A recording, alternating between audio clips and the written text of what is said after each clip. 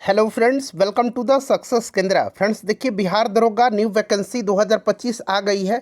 1799 पदों पर ये वैकेंसी आई है। तो फ्रेंड्स देखिए, आज इस सेशन में पिछली बार जो बिहार दरोगा का 1275 पोस्ट का पीटी एग्जाम लिया गया था, उसके क्वेश्चन पेपर को हम लोग डिस्कस करेंगे। यहाँ पर आप देख सकते हैं फ्रेंड्स, बिहार दरोगा प्रीवियस ईयर क्वेश्चन पेपर है। 17 दिसंबर 2023 का फर्स्ट शिफ्ट का ये क्वेश्चन पेपर है। जो लोग भी इस बार बिहार दरोगा 2025 का एग्ज़ाम देने वाले हैं, वो लोग एक बार इस प्रीवियस ईयर क्वेश्चन पेपर को देख लीजिए, काफ़ी हेल्प मिलने वाला है। और देखिए, हमारे चैनल के माध्यम से बिहार दरोगा 2025 की संपूर्ण तैयारी कराई जाएगी। तो चैनल को सब्सक्राइब कर लीजिए और जो बगल में बेल आइकन है, घंटी का निशान है, उसको भी ज़रूर दबा लीजिएगा, ताकि जब भी इसी तरह का कोई भी इंपॉर्टेंट वीडियो अपलोड किया जाए तो उसका नोटिफिकेशन सबसे पहले आपके पास पहुंच जाए। तो चलिए फ्रेंड्स, बिना देरी किए हुए सेशन आज के स्टार्ट करते हैं हम लोग। एक बार सभी लोग प्लीज़ पहले सेशन को लाइक कर दीजिए, और जब इसको कंप्लीट देख लीजिएगा, पूरा देख लीजिएगा, तो कम से कम इसको एक ग्रुप में फ्रेंड्स ज़रूर ही शेयर कर दीजिएगा। तो चलिए अब हम लोग स्टार्ट करते हैं आज का सेशन। तो फ्रेंड्स देखिए, जैसे मैंने आपको बताया है कि आज के इस सेशन में हम लोग बिहार दरोगा प्रीवियस ईयर क्वेश्चन पेपर को डिस्कस करेंगे। देखिए, बिहार दरोगा न्यू वैकेंसी 2025 के लिए जो 1799 पोस्ट पर आई हुई है, बिहार दरोगा के प्रीवियस ईयर के क्वेश्चन पेपर को डिस्कस करेंगे। और ये आखिरी बार जो बिहार दरोगा की वैकेंसी आई हुई थी 1275 पोस्ट, उसी का पीटी एग्ज़ाम का पेपर है। देखिए फ्रेंड्स, ये एग्ज़ाम 17 दिसंबर 2023 को लिया गया था। 2 शिफ्ट में पेपर हुआ था। पहला शिफ्ट जो है उसको आज इस सेशन में हम डिस्कस करेंगे, और नेक्स्ट जो सेशन होगा उसमें हम लोग सेकंड शिफ्ट के क्वेश्चन को डिस्कस करेंगे। चलिए थोड़ा सा मैं जूम कर दे रहा हूं ताकि प्रश्न आपको और स्पष्ट रूप से दिखाई दे। देखिए, पहला प्रश्न पूछा गया था कि 5वां आसियान भारत व्यापार शिखर सम्मेलन कहाँ आयोजित किया गया था।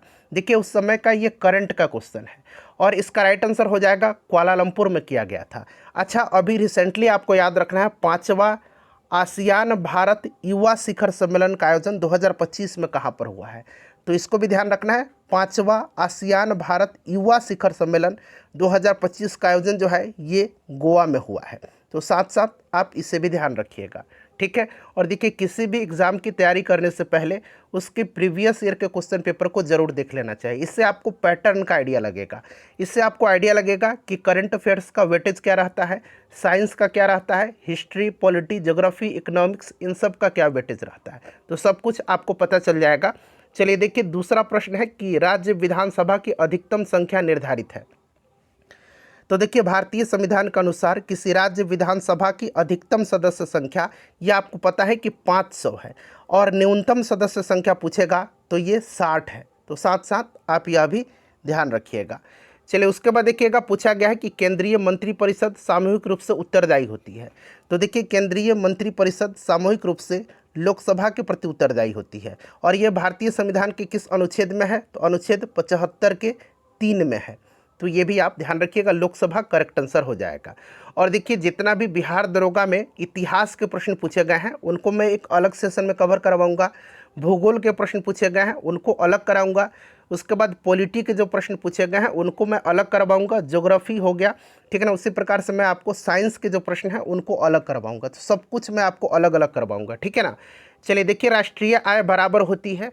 तो देखिए, राष्ट्रीय आय जो बराबर होती है फ्रेंड्स, ये आपका होता है option number A right answer हो जाएगा। NNP यानी कि net national product at factor cost. FC का मतलब होता है फैक्टर कॉस्ट, ठीक है ना, फैक्टर कॉस्ट। तो option number A correct answer हो जाएगा।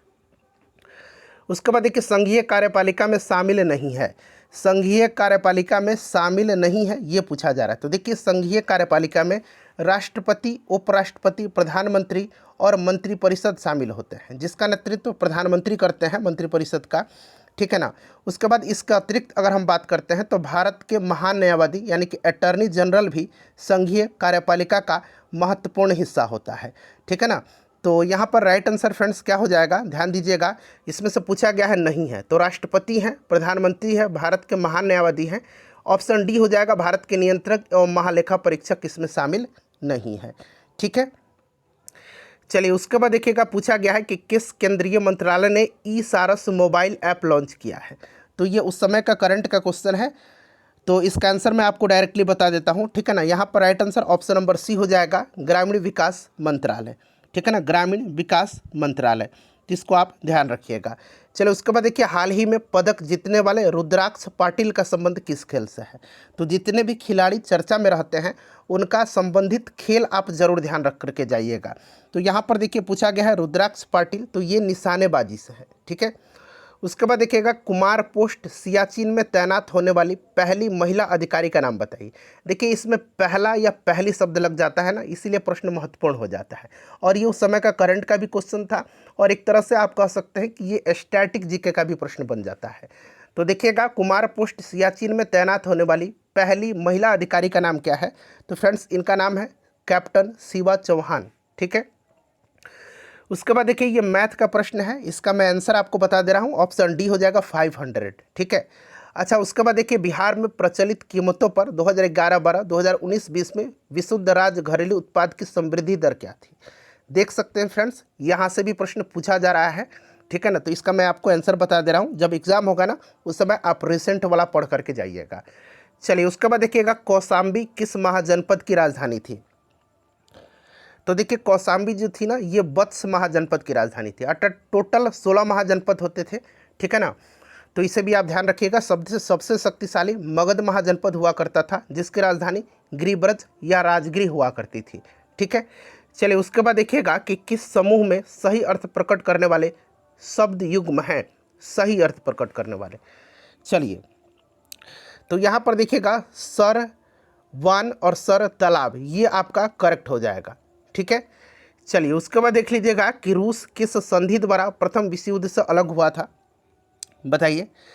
तो देखिए फ्रेंड्स, रूस जो अलग हुआ था ना, ये किस संधि से अलग हुआ था? तो ये ब्रेस्ट लिटोवस्क की संधि थी, जो कब हुई थी? 1918 में हुई थी। ब्रेस्ट लिटोवस्क की संधि, इसी के द्वारा रूस जो है प्रथम विश्व युद्ध से बाहर हुआ था, ठीक है, ध्यान रखिएगा, 1918 में। उसके बाद देखिए, विस्थापन का दूरी के साथ अनुपात हमेशा, यहाँ पर 2 ऑप्शन आपको दिख रहा है, बाकी के 2 ऑप्शन आप देख लीजिए, ठीक है ना। तो यहाँ पर 2 ऑप्शन हैं आपके, तो यहाँ पर ऑप्शन नंबर इसका डी करेक्ट आंसर हो जाएगा, ठीक है। चलिए उसके बाद देखिए 15 नंबर है कि द्वार कोशिकाओं में जब जल अंदर जाता है तो वे फूल जाती है और रंग का छिद्र क्या हो जाता है? तो रंग का छिद्र खुल जाता है, ओपन हो जाता है, और यह प्रक्रिया ऑस्मोसिस यानी कि परासरण के कारण होती है, जिससे पानी कोशिका के अंदरूनी भाग में विलय की अधिक सांद्रता के कारण जाता है, ठीक है ना। तो इसे भी आप ध्यान रखिएगा, option number A right answer हो जाएगा। सरकार द्वारा लगाई गई रुकावटों व प्रतिबंधों को हटाना क्या कहलाता है? तो फ्रेंड्स ये क्या कहलाता है? ये कहलाता है उदारीकरण, ठीक है ना, उदारीकरण कहलाता है। उसके बाद देखिए पूछा गया कि कांगड़ा लघु चित्रकला किस राज्य में बनाई जाती है? कांगड़ा लघु चित्रकला किस राज्य से संबंधित है? तो फ्रेंड्स ये हिमाचल प्रदेश से संबंधित है, ठीक है। उसके बाद देखिए, मानव विकास सूचकांक को प्रकाशित किया जाता है। अच्छा, मानव विकास सूचकांक जो है किस संस्था के द्वारा प्रकाशित किया जाता है? तो फ्रेंड्स ये UNDP, United Nations Development Programme, संयुक्त राष्ट्र विकास कार्यक्रम के द्वारा ये प्रकाशित किया जाता है, ठीक है। अच्छा, इस वर्ष अगर इसमें पूछा जाएगा कि भारत का रैंक क्या है, तो ये भी आप ध्यान रख सकते हैं। भारत का रैंक इसमें इस बार 2025 में 130वां है, ठीक है। उसके बाद देखिए, the spirit of the laws नामक रचना के लेखक कौन है? The spirit of the laws, बताइए फ्रेंड्स, यहाँ पर करेक्ट आंसर क्या हो जाएगा? तो यहाँ पर राइट आंसर हो जाएगा मॉन्टेस्क्यू की रचना है ये, the spirit of the laws, ठीक है ना, कानून की आत्मा हिंदी में बोलेंगे। उसके बाद देखिएगा कि भारत सरकार द्वारा जनजातियों के स्वशासन के विभिन्न आयामों का परिरक्षण करने के लिए गठित समिति का नाम बताइए। तो फ्रेंड्स ये समिति जो है, ये समिति है भूरिया समिति, ठीक है ना, भूरिया समिति है, इसको ध्यान रखिएगा। उसके बाद देखिए, उपभोक्ताओं के जिस अधिकार के तहत वस्तुओं और सेवाओं के विनिर्माता द्वारा पैकिंग पर सूचना दर्शाई जाती है, यह है, बताइए। तो फ्रेंड्स ये है आपका चयन करने का अधिकार। ये क्या है? तो ये चयन करने का अधिकार है। चलिए उसके बाद देखिएगा कि अभिनेत्र लेंस की वक्रता रूपांतरित की जा सकती है, तो ये जो पक्षमाभिक पेशियाँ होती है उन्हीं के द्वारा, ठीक है ना। उसके बाद देखिए, राष्ट्रपति राज्यसभा में कितने सदस्य मनोनीत कर सकता है? तो यह आसान प्रश्न है, ऑप्शन डी हो जाएगा 12, ठीक है। उसके बाद देखिए, भारत का राज्य अथवा केंद्र शासित प्रदेश जो जनगणना 2011 में साक्षरता दर में तीसरा सर्वाधिक मान रखता है, तीसरा, ठीक है ना। तो ये आपका हो जाएगा मिजोरम, ठीक है। चलिए उसके बाद देखिएगा, ये मैथ का प्रश्न है, इसका आंसर मैं आपको बता देता हूँ। इसका जो आंसर हो जाएगा ऑप्शन सी हो जाएगा 50। उसके बाद देखिए यहाँ पर देखिए, निम्नलिखित में से कौन राष्ट्रपति के महाभियोग की प्रक्रिया में भाग नहीं लेता है, भाग नहीं लेता है, ठीक है। तो फ्रेंड्स इसमें आपका हो जाएगा कौन सा, तो राज्य विधानसभा के निर्वाचित सदस्य और दिल्ली और पुडुचेरी संघ राज्य क्षेत्र के विधानसभा के निर्वाचित सदस्य, ठीक है ना। तो ऑप्शन नंबर यहाँ पर सी हो जाएगा आपका 3 और 4, ठीक है। देखिए पूछा गया है कि एकरा कहाँ की राजधानी है, तो फ्रेंड्स एकरा जो है ना ये घाना की राजधानी है, ठीक है ना। घाना की राजधानी एकरा है, ध्यान रखेंगे आप। उसके बाद देखिए निम्नलिखित में से किस संगठन ने हाल ही में ऑपरेशन गरुड़ चलाया है, बताइएगा। अच्छा, एक गरुड़ाक्षी है, गरुड़ाक्षी ऑनलाइन पोर्टल शुरू किया है कर्नाटक ने, बट यहाँ पर ऑपरेशन गरुड़ पूछा है। तो देखिए ऑपरेशन गरुड़ जो है ना ये चलाया गया है सीबीआई के द्वारा, ठीक है ना। उस समय का ये करंट का क्वेश्चन है। उसके बाद देखिएगा 29 नंबर प्रश्न है। प्रश्न में क्या पूछा जा रहा है कि एक दूरदर्शी में अभिदृश्य उत्तल लेंस के स्थान पर परवलय दर्पण का उपयोग क्यों लाभकारी है। सबसे अधिक सही उत्तर आपको चुनना है। तो इसमें से राइट आंसर हो जाएगा परवलय दर्पण में उत्तल लेंस की तुलना में रंग संबंधी असामान्यता एवं गोलाकार विचलन नहीं होता है एवं दर्पण उत्तल लेंस की तुलना में हल्का होता है। देखिए बलवंत राय मेहता कमेटी संबंधित है, बलवंत राय मेहता कमेटी। तो फ्रेंड्स ये पंचायती राज से संबंधित है, आपको याद होगा बलवंत राय मेहता कमेटी के बारे में, ठीक है ना। तो देखिए बलवंत राय मेहता कमेटी की बात करते हैं फ्रेंड्स, तो 1957 में 1957 में भारत सरकार के द्वारा सामुदायिक विकास कार्यक्रम, कम्युनिटी डेवलपमेंट प्रोग्राम और राष्ट्रीय विस्तार सेवा नेशनल एक्सटेंशन सर्विस के कामकाज की समीक्षा के लिए नियुक्त किया गया था, ठीक है ना। और इस समिति ने पंचायती राज व्यवस्था को स्थापित करने के लिए त्रिस्तरीय यानी कि 3 स्तरीय संरचना की सिफारिश किया था। उसके बाद देखिए कोसी नदी जो है, तो यहाँ पर राइट आंसर क्या हो जाएगा, मैंने बता दिया ना पंचायती राज से। कोसी नदी बिहार के किस शहर में गंगा नदी में मिलती है, तो कोसी नदी जो है ये कटिहार में कुर्सेला में आकर के गंगा नदी में मिलती है, ठीक है। अच्छा, एक पूछा जाता है कि घाघरा नदी कहाँ पर गंगा में मिलती है, तो ये रेबिलगंज में मिलती है, रेबिलगंज छपरा में, ठीक है ना। अच्छा, अगर आपसे पूछा जाएगा कि पुनपुन नदी आकर के गंगा में कहाँ मिलती है, तो फतुहा में आकर के मिलती है, फतुहा में। तो ये सब भी आप ध्यान रखिएगा। उसके बाद देखिएगा कि निम्न संतों के कालक्रम को सजाइए, मतलब इनके कालक्रम को सजाना है, यहाँ से राइट आंसर आपको चुनना है। चलिए बताइए। तो देखिए यहाँ पर मैं आपको आंसर बता दे रहा हूँ, करेक्ट आंसर आपका ऑप्शन नंबर ए हो जाएगा, ठीक है ना, रामानुजाचार्य। उसके बाद देखिए नामदेव, फिर आपका चैतन्य और फिर तुलसीदास। क्लियर है। चलिए उसके बाद देखिएगा कि स्वावलंबन 2.0 कौन लॉन्च किया है, स्वावलंबन। तो उस समय का ये करंट का क्वेश्चन है, आप देख सकते हैं करंट का वेटेज कितना ज़्यादा है, ठीक है। उसके बाद देखिए इलेक्ट्रिक स्कूटर विद्या, ये इलेक्ट्रिक स्कूटर है, किसके द्वारा उस समय लॉन्च किया गया था, तो ये लॉन्च किया गया था हीरो मोटर कॉर्प के द्वारा। अच्छा, अलीनगर की संधि किसके बीच हुआ था, ये पूछा जा रहा है कि अलीनगर की संधि किसके बीच हुआ था। तो देखिए अलीनगर की संधि ब्रिटिश ईस्ट इंडिया कंपनी के प्रतिनिधि रॉबर्ट क्लाइव और बंगाल के नवाब सिराजुद्दौला के मध्य हुआ था। तो ऑप्शन नंबर यहाँ पर बी हो जाएगा, ब्रिटिश और सिराजुद्दौला, ठीक है ना। कब हुआ था, तो 9 फरवरी 1757 को हुई थी, ठीक है फ्रेंड्स। चलिए उसके बाद देखिएगा पूछा गया है कि प्लेइंग इट माई वेज किसकी रचना है, बताइए। राइट आंसर क्या हो जाएगा फ्रेंड्स, तो ये आपका रचना किसकी है, तो फ्रेंड्स ये रचना है सचिन तेंदुलकर की, ठीक है। चलिए 37 नंबर देखिए। प्रश्न है कि मुगल मेवाड़ संधि कब हुआ, मुगल मेवाड़ संधि। तो फ्रेंड्स ये हुआ था आपका 1615 में, 1615 में हुआ था। 5 फरवरी 1615 को सम्राट जहांगीर और मेवाड़ के शासक अमर सिंह प्रथम के बीच में हुई थी, ठीक है ना फ्रेंड्स, याद रखिएगा। चलिए उसके बाद देखिए मंगल पांडे किस नेटिव इन्फेंट्री से संबंधित थे, तो फ्रेंड्स ये संबंधित थे किससे, बताइए फटाफट। तो ये संबंधित थे 34वीं नेटिव इन्फेंट्री से। उसके बाद देखिए राष्ट्रीय आपातकाल के दौरान अनुच्छेद 19 किस अनुच्छेद के तहत निलंबित किया जाता है, बताइए। तो फ्रेंड्स ये किया जाता है अनुच्छेद 358 के, अनुच्छेद 358 के, ठीक है। उसके बाद देखिए बेलडीला खान किस लिए प्रसिद्ध है, बेलडीला की खान किस लिए प्रसिद्ध है, बताइए। तो ये लौह अयस्क के लिए, छत्तीसगढ़ में पड़ता है बेलडीला।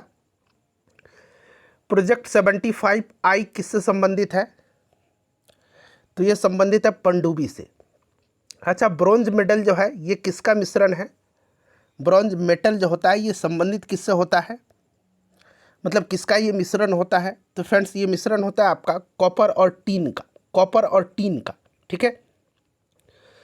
उसके बाद देखिए पश्चिमी घाट में प्रचलित जो है कुद्रेमुख क्या है? फ्रेंड्स थोड़ा सा खांसी हो गया है, सर्दी भी है, इसलिए आवाज़ थोड़ा सा आपको अजीब सा लग रहा होगा। चलिए तो फ्रेंड्स देखिए ये जो है आपका ना, ये आपका कर्नाटक में पड़ता है कुद्रेमुख, और ये पर्वत चोटी है, ठीक है ना। तो यहाँ पर ऑप्शन नंबर सी हो जाएगा। उसके बाद देख लीजिएगा कि भारत का एकमात्र तैरता हुआ राष्ट्रीय उद्यान कौन सा है? तो फ्रेंड्स ये केबुल लामजाओ है। उसके बाद देखिएगा कि निम्न में से किस संस्था को आरबीआई विनियमन नहीं करता है? बताइए।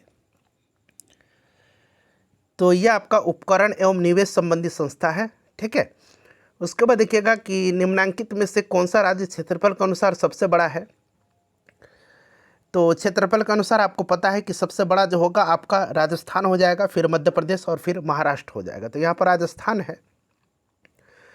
उसके बाद देखिए अंग्रेजी का भी प्रश्न पिछली बार पूछा गया था, यहाँ पर कह रहा है कि इनको पैसिव वॉइस में जो है बदलना है, आई ईट ए बनाना एवरी डे।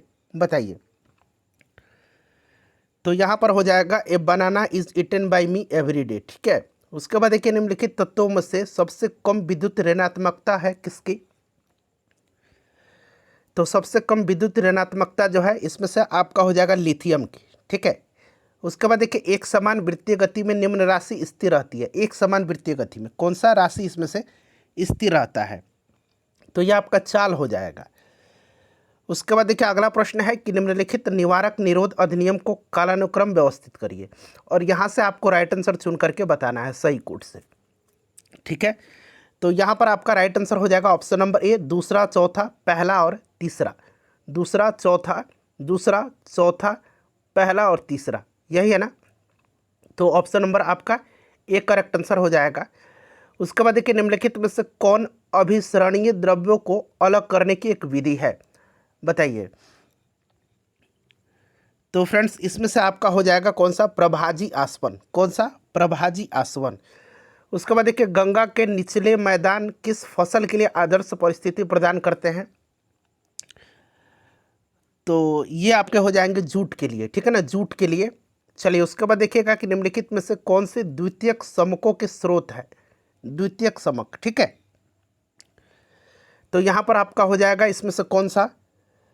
तो फ्रेंड्स देखिएगा इनमें से आपका सभी हो जाएगा सरकारी रिपोर्ट, समाचार पत्र, पुस्तकें और वेबसाइट, ऑप्शन डी हो जाएगा। उसके बाद देखिए प्राचीन मगध राज की प्रथम राजधानी कौन सा शहर था? तो मैंने आपको बताया भी है कि ये राजगीर या गिरिब्रज, याद रखिएगा। निम्न में से प्रोटोजुआ जनित रोग कौन सा है? तो फ्रेंड्स ये काला ज्वर है, ठीक है ना, प्रोटोजुआ से होता है। उसके बाद देखिएगा कि मोटो जीपी भारत रेस 2023 निम्नलिखित में से किस शहर में आयोजित किया गया था?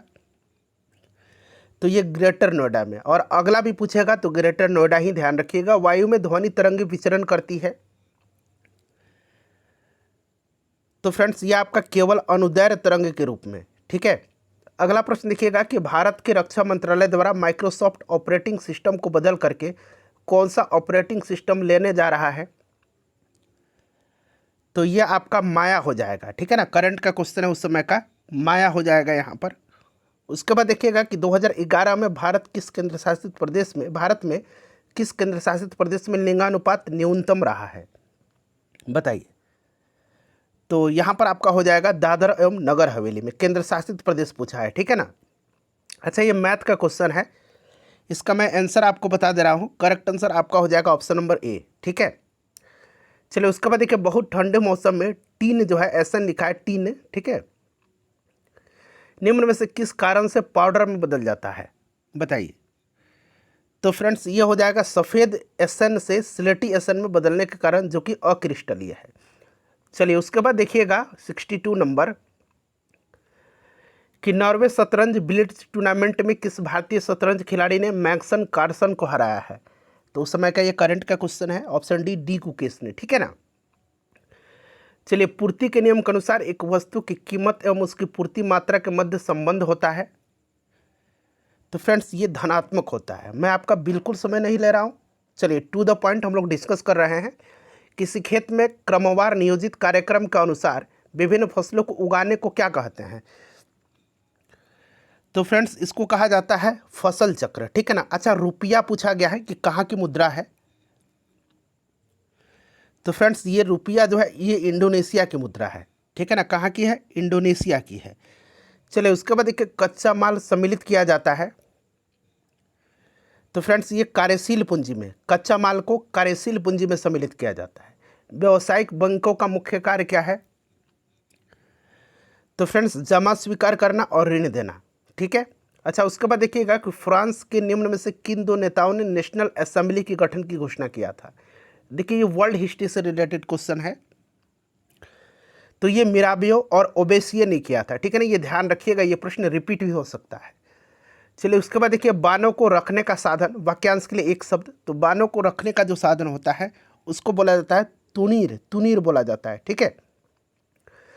उसके बाद देखिए यहाँ पर आपको कह रहा है कि change the following sentence into indirect speech from the option given below. He said to me my cousin has drawn this picture. बताइए। तो यहाँ पर हो जाएगा he told me that his cousin had drawn that picture, ठीक है।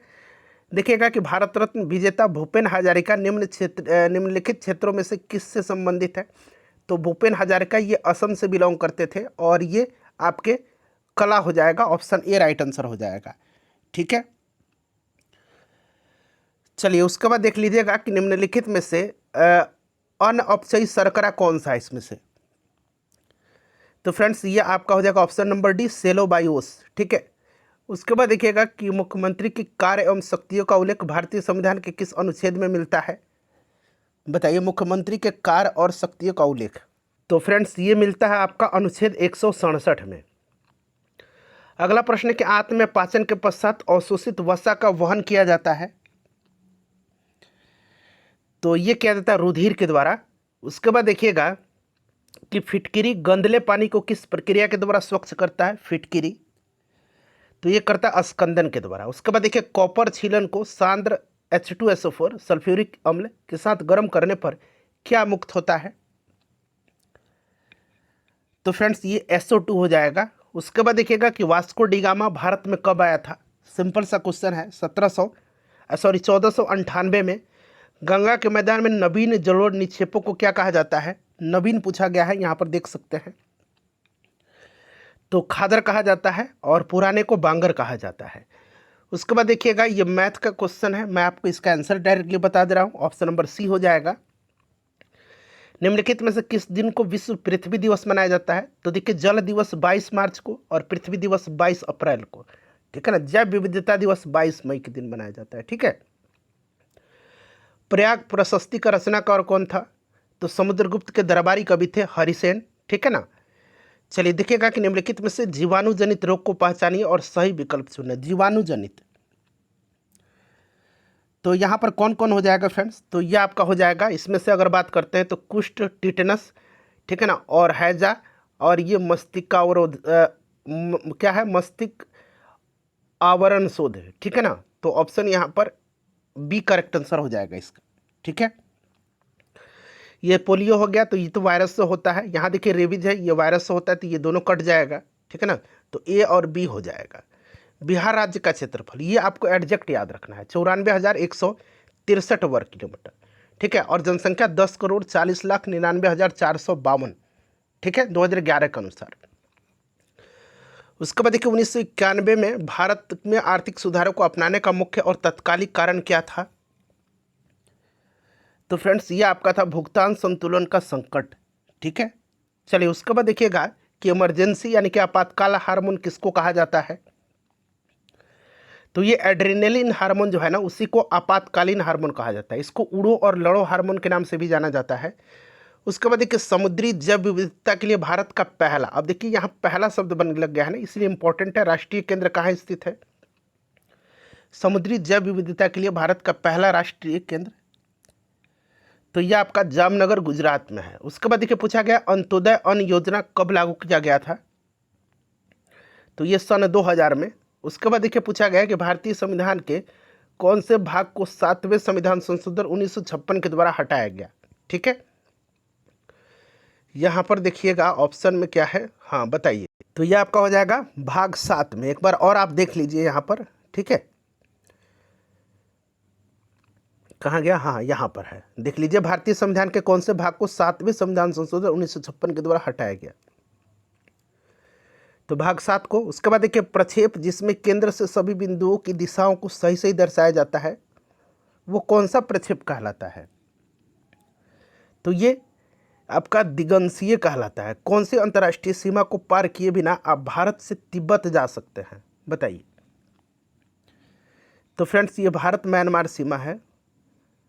उसके बाद देखिए यदि सीमांत उपभोग प्रकृति यहाँ पर दिया गया 0.8 है तो गुणक का मान होगा। तो फ्रेंड्स ये 5 हो जाएगा। उसके बाद देखिए ये मैथ का क्वेश्चन है, इसका मैं आंसर आपको बता दे रहा हूँ, ऑप्शन डी हो जाएगा। अल हिलाल नामक अखबार की स्थापना किसने किया था? अच्छा ये अल हिलाल है और एक अल बलग है, दोनों याद रखिएगा। ये आपका किसका है? तो अबुल कलाम आज़ाद का है। उसके बाद देखिए अधिसूचित क्षेत्र समिति के सदस्य, देखिए अधिसूचित क्षेत्र समिति के सदस्य तो ये राज्य सरकार के द्वारा मनोनीत होते हैं। ऑप्शन ए हो जाएगा। निम्नलिखित में से कौन बंगाल के अस्थायी बंदोबस्त का प्रस्तावक था? तो देखिए अस्थायी बंदोबस्त लाया गया था लॉर्ड कॉर्नवालिस के समय में, बट इसका प्रस्तावक जो था ना ये आपका जॉन शोर था। इसकी योजना जॉन शोर ने बनाया था। ध्वनि का वेग सबसे अधिक होता है तो सबसे ज़्यादा आपको पता है कि ठोस में होता है, तो स्टील हो जाएगा। उसके बाद देखिए भारतीय संविधान की उद्देशिका में संशोधन किया गया, तो ये 42वां संविधान संशोधन के द्वारा, ठीक है ना। उसके बाद देखिए इसका आंसर मैं आपको बता दे रहा हूँ, ऑप्शन ए हो जाएगा। उसके बाद देखिएगा, अच्छा आप लोग बताइएगा कि इसमें से कितना प्रश्न आपका सही सही आपने आंसर दिया हुआ है, ठीक है ना। चलिए ये आपका हो जाएगा। निम्नलिखित में से किसने 1940 में सर्वप्रथम व्यक्तिगत सत्याग्रह शुरू किया हुआ था? तो विनोबा भावे थे, ठीक है। चलिए आज, ठीक है। चलिए उसके बाद देखिए आखिरी क्वेश्चन है, निम्नलिखित जिलों में से कौन सा उत्तरी पश्चिमी जलोढ़ मिट्टी डोमट मैदानों का भाग नहीं है? तो फ्रेंड्स ये आपका हो जाएगा पूर्णिया, ठीक है ना। तो अपना स्कोर बताइएगा और कल मैं आपको सेकंड शिफ्ट भी कवर करवा दूंगा। लाइक कर दीजिए और इसको शेयर कर दीजिए।